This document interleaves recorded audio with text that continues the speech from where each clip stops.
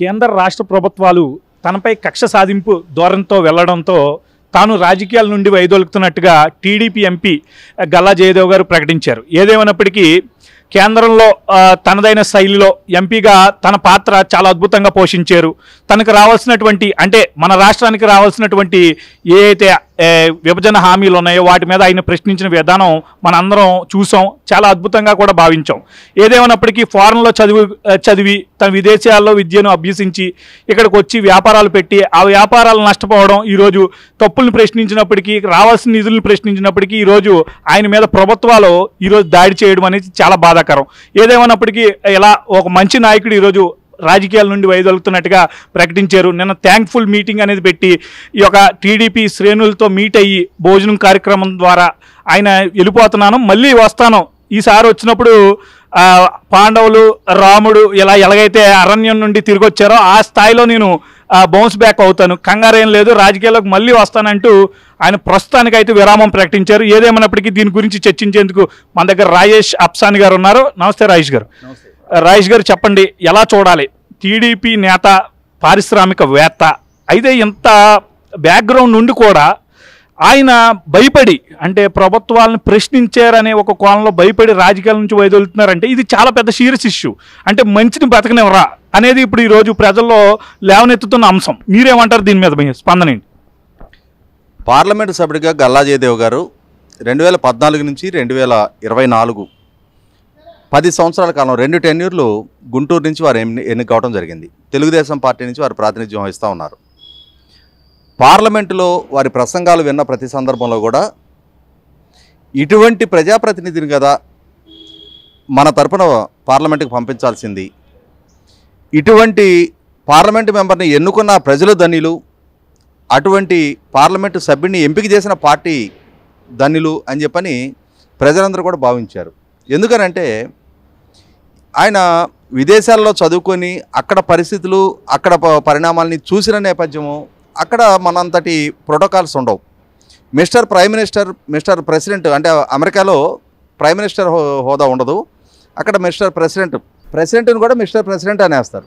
అక్కడి చదువు అక్కడ సంస్కారంతో భారతదేశానికి వచ్చి ఇక్కడ రాజకీయాల్లో కూడా తనేమి ప్లాట్ఫామ్ మీద నుంచి రాలా. వాళ్ళ తాతగారు రాజగోపాల్ నాయుడు గారు ప్రముఖ స్వాతంత్ర సమరయోధులు, మాజీ పార్లమెంటు సభ్యులు. వాళ్ళ తల్లి గల్లా అరుణకుమారి గారు వారు సుదీర్ఘకాలం చట్టసభలకు ప్రాతినిధ్యం వహించారు, మంత్రిగా పనిచేస్తున్నారు. వారి మామగారు సూపర్ స్టార్ కృష్ణ గారు వారు మాజీ పార్లమెంటు సభ్యులు. అంటే ఇరువైపులా సుదీర్ఘ రాజకీయ నేపథ్యం కలిగిన కుటుంబాలకి ప్రాతినిధ్యం వహిస్తున్న వ్యక్తిగా, ఉన్నత విద్యావంతుడుగా, అన్నిటికన్నా ముఖ్యంగా పేరెన్నిక కన్నా పారిశ్రామికవేత్తగా, బాండ్ విత్ గోల్డెన్ స్పూన్. ఆయనేమి రాజకీయాలలోకి వచ్చి అవినీతి ద్వారా రాజకీయాల్లో మనుగడ సాగించాలి అనుకునే నైజము వ్యక్తిత్వం ఉన్న వ్యక్తి కాదు. తనకున్న వనరులని ప్రజల కోసం వెచ్చించిన వ్యక్తి, తనకున్న అధికారాన్ని, తనకి ప్రజలు కల్పించిన అవకాశాన్ని తిరిగి అదే ప్రజలకి మేలు చేయడం కోసం తను ఏ రాష్ట్రాన్ని నుంచి అయితే ప్రాతినిధ్యం వహిస్తున్నాడో ఆ రాష్ట్రం విభజన జరిగింది. విభజన చట్టానికి సంబంధించి కేంద్ర ప్రభుత్వం దగ్గర అపరిష్కృతంగా చాలా అంశాలు పెండింగ్ ఉండిపోయినాయి. వాటి సాధన కోసం ఆయన నిరంతరం పోరాడుతూ ఉన్నారు, ప్రయత్నిస్తూ ఉన్నారు. ఈ ప్రయత్నించే ప్రాసెస్లో కొన్ని సందర్భాల్లో కేంద్ర ప్రభుత్వాన్ని గట్టిగా, సూటిగా, స్పష్టంగా నిలదీసి ప్రశ్నించిన సందర్భాలు కూడా చూసాం మనం. ఈ ప్రశ్నించే సందర్భంలో ఇందాక మనం ప్రస్తావించినట్టుగానే హిపోక్రసీకి తావు లేకుండా, అంటే మనకి ఉండే అతి వినయం దూరత లక్షణం ఉంటాం మన దగ్గర. సహజంగానే దూర్తులకి అతి వినయం అవసరం. వాళ్ళ అవసరాల దృష్ట్యా వాళ్ళ తప్పులు బయటపడకుండా ఉండటం కోసం అతి వినయం ప్రదర్శన చేస్తారు. ఈయనకి అటువంటి సస్పెషన్లో మొహమాటాలు ఏం లేవు. పార్లమెంట్లో ప్రధానమంత్రి కూడా నాలాంటి ఒక ఎంపీనే, వాళ్ళ పార్టీకి మెజార్టీ దక్కింది కాబట్టి ఆయన ప్రధానమంత్రిగా ఎంపిక చేసుకున్నారు. నేను కొన్ని లక్షల మందికి ప్రాతినిధ్యం వహిస్తున్న ప్రజాప్రతినిధిని. నా రాష్ట్రాన్ని నుంచి నేను రిప్రజెంటేటివ్గా ఉన్నా. నా రాష్ట్రానికి సంబంధించిన అంశాలు ప్రస్తావించేటప్పుడు సూటిగా, స్పష్టంగానే ప్రస్తావించాలి. ఆయనకి తెలిసింది అంటే తన రాష్ట్రానికి ఉన్న పెండింగ్ అంశాలే ఆయనకు టార్గెటెడ్గా గుర్తున్నాయి. అంతేగాని ఇప్పుడు నేను సూటిగా ప్రశ్నిస్తే ఆ ప్రశ్నించినందువల్ల ప్రభుత్వాలకు నేను లక్ష్యంగా మారతానేమో, ఆ లక్ష్యంగా మారిన వల్ల రేపటి రోజున నా వ్యాపార ప్రయోజనాలు, నా పరిశ్రమలకు ఇబ్బందికరమైన పరిస్థితులు తలెత్తుతాయేమో అని చెప్పనే దూరదృష్టి, అటువంటి స్వార్థపు చింతన ఆయనకి లేదు. ఆయనకి నా రాష్ట్ర ప్రజలకు అన్యాయం జరుగుతుంది, నా రాష్ట్రానికి అన్యాయం జరుగుతుంది, ప్రభుత్వంలో అధికారంలో ఉన్నవాళ్ళు మా రాష్ట్రాన్ని నిర్లక్ష్యం చేస్తున్నారు కాబట్టి వారిని సూటిగా ప్రశ్నించి తీరాలి అని చెప్పనే కృతనిశ్చయంతో ఆయన చేసిన ఒక ప్రసంగం, mister prime minister and mister finance minister, you can fool some people for some time but you cannot fool all the people for all the time, people of AP are no fools అని చెప్పని ఆయన వాడిన ఒక వాక్యం పార్లమెంటుని స్తంభింపజేసింది, నిశ్చేష్లం చేసింది. ఇలా కూడా ఒక ప్రధానమంత్రిని ఒక రాష్ట్రానికి సంబంధించిన అంశాల పట్ల నిలదీసి ఒక సభ్యుడు ప్రశ్నించగలడా? ఎందుకంటే మనం చూస్తూ ఉంటాం, భజన పరులు, అతి వినయం ప్రదర్శించేవాళ్ళు, పొగడ్తలతోటి ముంచెత్తే వాళ్ళని చుట్టూ సమూహంగా వాళ్ళని ఉంచుకొని వాళ్ళు పొగడ్తలతోటి తన్మయత్వం చెందే నాయకులు ఉన్న ఈ దేశంలో ఇటువంటి సూటిగా స్పష్టంగా ప్రశ్నించే తత్వాన్ని జీర్ణించుకోలేకపోవటం మనం 100కి 100 పాళ్ళు వాళ్ళ వైఖరి అంటే ముందు నుంచి మనకు అర్థమవుతూనే ఉంది. ఇటువంటి సందర్భంలో రాష్ట్రానికి సంబంధించిన విభజన చట్ట అంశాల గురించి ప్రస్తావించారు, సూటిగా ప్రశ్నించారనే ఏకైక లక్ష్యంతో అక్కడి నుంచి కేంద్ర ప్రభుత్వం, అదే సందర్భంలో 2019లో ఆంధ్రప్రదేశ్ రాష్ట్రంలో అధికారంలోకి వచ్చిన జగన్మోహన్ రెడ్డి గారి ప్రభుత్వం కేంద్ర ప్రభుత్వ ఆదేశాలతోటి గల్లా జయదేవ్ గారిని టార్గెట్ చేశారు. ఇక్కడ గల్లా జయదేవ్ గారి పరిశ్రమల నేపథ్యం కూడా ఒకసారి చూసుకోవాలి. వాళ్ళ నాన్నగారు గల్లా రామచంద్ర నాయుడు గారు అమెరికాలో స్థిరపడ్డారు. అలా స్థిరపడిన రామచంద్ర నాయుడు గారిని ఎన్టీ రామారావు గారు ముఖ్యమంత్రిగా ఉన్న రోజుల్లో అమెరికా పర్యటన సందర్భంగా ఇక్కడ గౌరవంగా స్థిరపడి ఆర్థికంగా స్తోమత కలిగిన మీరు తిరిగి మన దేశానికి, మన మాతృభూమికి, మన రాష్ట్రానికి విచ్చేసి అక్కడ పెట్టుబడులు పెట్టి అక్కడ కూడా 10 మందికి ఉపాధి కల్పించే ప్రయత్నాలు చేయండి అని చెప్పని ఎన్టీ రామారావు గారు ఇచ్చిన పిలుపు మేరకు రామచంద్ర నాయుడు గారు ఇండియాకి తిరిగి వచ్చి వాళ్ళ సొంత ప్రాంతం చిత్తూరు జిల్లాలో కరకంబాడి అని చెప్పని ఒక పూర్తి స్థాయి వెనకబడ్డ గ్రామీణ ప్రాంతంలో అమర్ రాజా బ్యాటరీస్ పేరిట ఒక బ్యాటరీ ఉత్పత్తి పరిశ్రమ స్థాపించి ఆ పరిశ్రమని ఆ చిత్తూరు జిల్లాలోనే దాన్ని ఎక్స్పాండ్ చేసుకుంటూ వెళ్ళి చివరికి 15,000 మందికి డైరెక్ట్ ఎంప్లాయ్మెంటు, 50,000 మందికి ఇండైరెక్ట్ ఎంప్లాయ్మెంటు ప్రొవైడ్ చేయగలిగే స్థాయికి పెంచారు. అదే సందర్భంలో కేంద్ర రాష్ట్ర ప్రభుత్వాలకు కూడా వేల కోట్ల రూపాయల పన్నులు చెల్లించే స్థాయికి ఆ పరిశ్రమ ఎమర్జ్ అయింది. ఇవాళ ఆంధ్రప్రదేశ్ రాష్ట్రంలో ప్రభుత్వానికి పన్ను చెల్లించే అతిపెద్ద కంపెనీ అమర్ రాజా బ్యాటరీస్. అటువంటి కంపెనీని మూసేయించాలి అని చెప్పని టార్గెటెడ్గా ఆయన రాష్ట్ర సమస్యల గురించి ప్రస్తావించిన ఏకైక కారణానికి ఆయన మీద ఈడీకి విచారణ జరిపించారు. పొల్యూషన్ కంట్రోల్ బోర్డు ద్వారా పరిశ్రమ మూసేయమని చెప్పని ఆదేశాలు ఇప్పించారు. 1కి 4 సార్లు న్యాయస్థానం దగ్గర పోరాడిన పర్యవసానం వారికి మళ్ళీ తిరిగి పరిశ్రమని రన్ చేసుకునే వెసులుబాటు దక్కింది.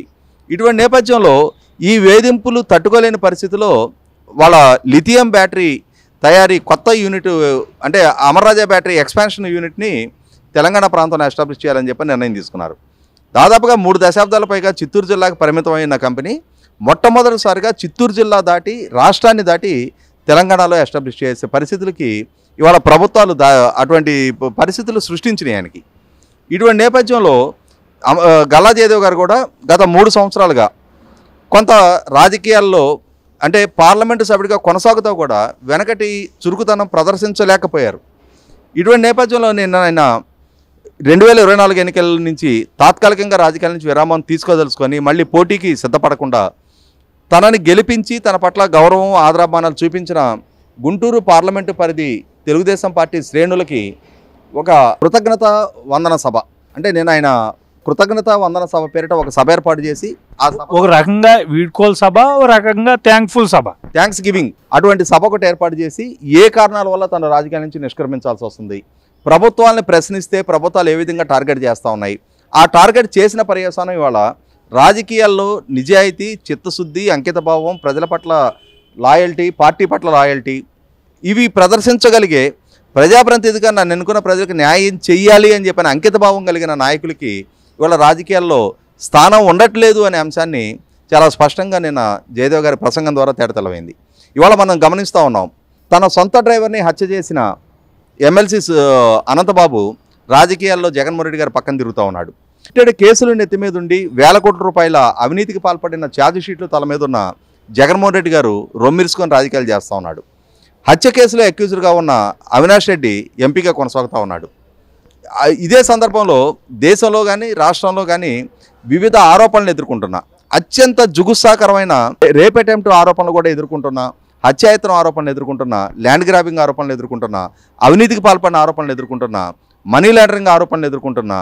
చాలామంది నాయకులు ఇవాళ చాలా స్వేచ్ఛగా రాజకీయాల్లో చలమణవుతూ ఉన్నారు, ఎన్నికల్లో పోటీ చేస్తూ ఉన్నారు. బ్యాంకులకి వేల కోట్ల రూపాయల రుణాలు ఎగవేతదారులు ఇవాళ రాజకీయాల్లో చలమణవుతున్నారు. కానీ ఒక్క అవినీతి ఆరోపణ లేదు, ఒక రూపాయి ఎవరి దగ్గర పైరవీ చేసిన ఆరోపణ లేదు, లాబింగ్లు చేసిన ఆరోపణ లేదు. కేవలం రాష్ట్ర సమస్యల గురించి పార్లమెంట్లో ప్రస్తావించడమే ఒక నేరంగా మారిపోయే వాళ్ళ నిజాయితీ కలిగిన నాయకుల్ని రాజకీయాల నుంచి వాళ్ళుగా స్వచ్ఛందంగా విరమణ తీసుకునే పరిస్థితులు ప్రభుత్వాలు సృష్టించడం అనంటే, కక్షపూరిత వైఖరి ప్రదర్శించడం అనంటే, వేధింపులకు గురి చేయటం అనంటే, ఇది 100కి 100 పాళ్ళు ఆజాదీక అమృత మహోత్సవం జరుపుకుంటున్నాము మనం అని చెప్పని మనం డంకా బజాయించుకొని మన ఇళ్ల మీద జాతీయ జెండాలు ఎగరేసిన మాత్రాన అది ప్రజాస్వామ్య స్ఫూర్తి కాదు. ప్రజాస్వామ్యంలో ఇవాళ చిత్తశుద్ధి కలిగిన నాయకులను కాపాడుకోలేని పక్షంలో అంటే ఇవాళ కుక్కమూతి పిందులు మరుగుజ్జు నాయకులకి దొరికిన అవకాశం, ఇవాళ రాజకీయాల ఎగ్జిస్టెన్సు, ఇటువంటి నిజాయితీ పరుల్ని రాజకీయాల నుంచి బలవంతంగా తరివేసే పరిస్థితులు సృష్టిస్తున్న నేపథ్యంలో పాలకులు కూడా ఆలోచించుకోవాలి. రేపు భవిష్యత్తు తరాలకి ఎటువంటి నాయకత్వాన్ని అందించాలనుకుంటున్నారు, ఎటువంటి నాయకులు రాజకీయాల్లో మనుగడ సాగించాలని కోరుకుంటున్నారు. ఇటువంటి నేరపూరిత నాయకులకేమో మనుగడ, నిజాయితీ చిత్తశుద్ధి కలిగిన నాయకులు రాజకీయాల నుంచి విరామం ప్రకటించాల్సిన పరిస్థితులు సృష్టించడం అనంటే ఖచ్చితంగా నరేంద్ర మోడీ గారు ప్రపంచ దేశాల మా దగ్గర ప్రపంచంలోనే అతిపెద్ద ప్రజాస్వామ్యం మాది అని చెప్పని ఇవాళ దేశానికి ప్రతినిధిగా ఆయన డంకా బజాయించి చెప్పిన మాత్రాన అది ప్రజాస్వామ్య స్ఫూర్తి అనిపించుకోదు. ఇవాళ గల్లా జయదేవ్ గారి ఈ రాజకీయ నిష్క్రమణ అనేది ప్రస్తుత సమకాలీన రాజకీయ పరిస్థితులకి, దేశంలో ఉన్న సమకాలీన రాజకీయాలకి నిలువుటద్దంగా ఇవాళ ఎటువంటి వ్యక్తులు ఇవాళ రాజకీయాల్లో ఇటువంటి వ్యక్తులు ఎందుకు రాజకీయాల్లో ఇమడలేకపోతున్నారు, ఎటువంటి వ్యక్తులు రాజకీయాల్లో మనుగడ సాగిస్తున్నారు అనేది ఒక పెద్ద చర్చనీయాంశంగా మార్చిందనేది వాస్తవం.